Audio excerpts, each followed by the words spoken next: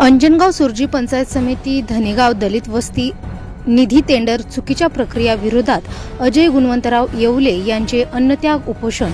या उपोषणाला अंजनगाव तालुक्यातील तहसीलदार पुष्पा सोळंके व अंजनगाव दर्यापूर मतदारसंघाचे आमदार गजानन लवटे यांनी भेट दिली आणि अजय येवले यांना आश्वासन दिले की आम्ही 26 जानेवारीनंतर तुमच्या मागण्या पूर्ण करण्यासाठी प्रयत्न करू व उपोषणकर्ते अजय यांना पाणी पाजून उपोषण सोडविले। एकूण मुद्दे किती होते आपले? एकूण मुद्दे आहे माझे 5 आणि तुमच्या या उपोषणाला कोणी वरिष्ठ अधिकारी आमदार खासदार कोणी भेटायला आलो होतं?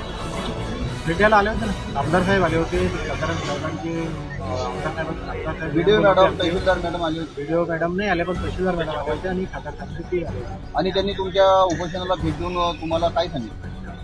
त्यांनी सांगितलं की बाबा आम्ही वरिष्ठांच्या सोबत बोललो आणि तहसीलदार मॅडमने मला सुद्धा लेखी सुद्धा दिलं, हे चुकीची टेंडर प्रोसेस 100% कॅन्सल तुमच्या झाली। उपोषणाला कारण मलाही माहिती होतं की बाबा उद्याची 26 जानेवारी आहे आणि हा काही आपलं आणि त्यांनी काय सांगितलं 26 जानेवारी झाल्यानंतर आपल्या मागण्या पूर्ण करतील?